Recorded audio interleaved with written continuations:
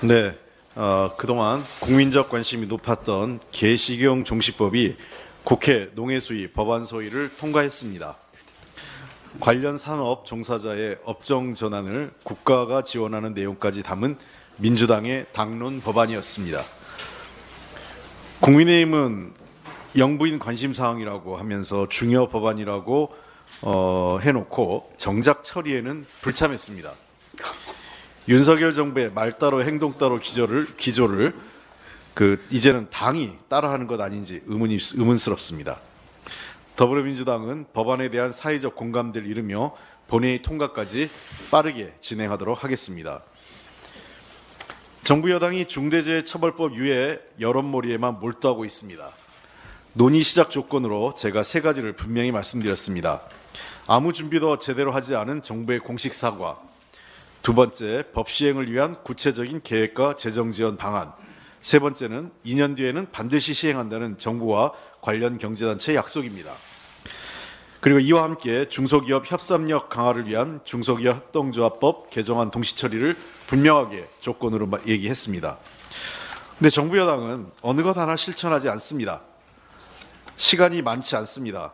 정부 여당이 아무런 노력이 없으면 법은 예정대로 내년 1월 말에 시행될 것입니다.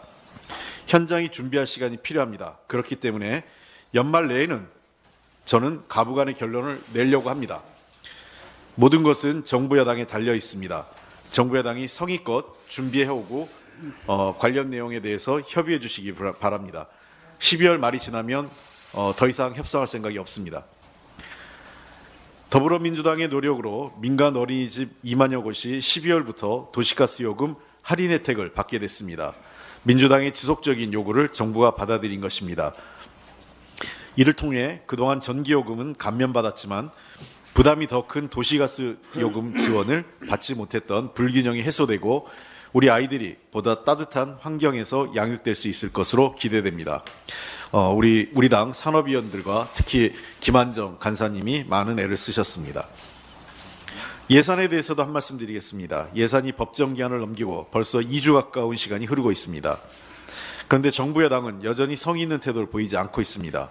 이쯤 되면 여야가 뒤바뀐 것 같습니다. 그동안 더불어민주당은 적극적으로 예산안 협상에 임했지만 정부 여당은 예산안을 안중에도 없이 이동관 방탄, 대통령 심기 경우에만 허송세월했습니다. 지금이라도 책임 있는 자세로 협상에 임해야 합니다.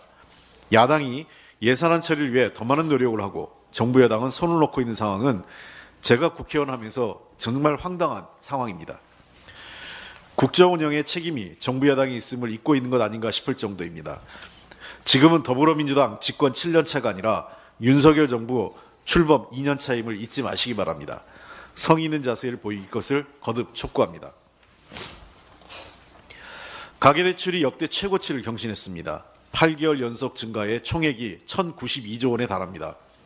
정부는 가계대출 관리 강화로 증가세가 둔화됐다고 자화자찬하고 있지만 현실은 정부의 말과 딴판입니다. 11월 주택담보대출은 총 5조 7천억 원 늘었습니다. 이 중 정부 정책자금만 4조 6천억 원입니다. 은행이 아닌 정부가 국민에게 빚을 권한 것입니다.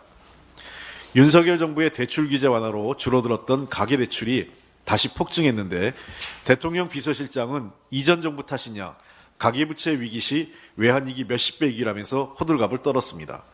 그러나 국민을 빚쟁이로 만드는 정책 기조는 그대로입니다. 이 역시 말 따로 행동 따로입니다. 정부는 정책 자금이 서민과 무주택 실수요자를 위한 것이라고 주장합니다.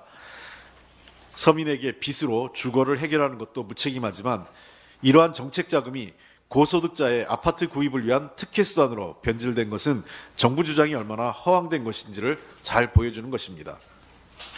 가계대출 증가가 고금리와 겹치면서 국민 생활은 궁핍해지고 있습니다.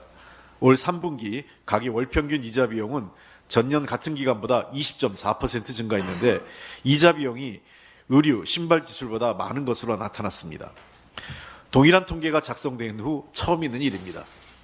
국민은 고금리와 고물가로 이자를 내고 나면 옷 살 돈도 없는 것입니다.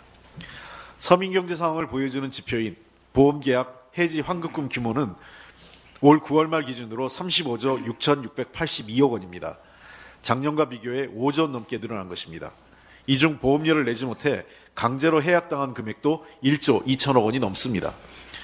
보험을 해지하면 이미 낸 보험료보다 턱없이 적은 금액을 돌려받는데 이자 부담은 늘고 쓸 돈은 없으니 서민들은 울며 겨자 먹기식으로 만일에 대비하기 위해서 들었던 보험까지 해약하면서 돈을 찾고 있는 것입니다. 말로만 민생, 말로만 가계대출 관리 외치면서 한가하게 자화자찬하고 있을 때가 아닙니다. 한계에 다다른 서민의 삶, 고금리와 고물가로 옷 하나 마음 편히 사지 못하는 국민생활 부담을 더는데 모든 노력을 다해야 합니다. 국민이 실종된 정부를 찾고 있습니다. 한 가지만 더 말씀드리면 순직한 해병대원 검시에 참여한 해군 검찰단 소속 검사가 해병대 수사단에 외압이 있었다는 진술서를 제출했는데 군 검찰단은 재판에 증거로 제출하지 않은 것으로 확인됐습니다. 이 무슨 황당한 일입니까? 해당 군 검사는 외압 내용은 사건 혐의자에게서 1사단장, 7여단장을 빼라는 내용이고 최종 출처는 VIP라고 들었다. 해병대 수사단이 직을 걸고 사건에 임하고 있다 하고 명확히 진술했습니다. 임성근 사단장은 부하에게 책임을 뒤집어 씌우는 진술서를 재판에 제출하고 군 검찰단은 대통령으로부터 외압이 있었다는 진술서는 증거로 사용하지 못하게 막고 있는 것입니다. 진실을 은폐하기 위한 시도가 지금도 진행 중인 것입니다. 이 모든 것 전부 다 범죄 행위입니다. 군 검사의 용기 있는 진술에는 왜 국정조사와 특검이 필요한지, 국민의힘이 왜 저렇게 기를 쓰고 이를 막으려 하는지가 명백하게 드러나는 것입니다. 여당이 지켜야 할 것은 대통령이 아니라 순직한 해병의 명예와 그분의 죽음의 원인입니다. 다시 한번 말씀드립니다. 어떤 권력도 진실을 이길 수 없습니다.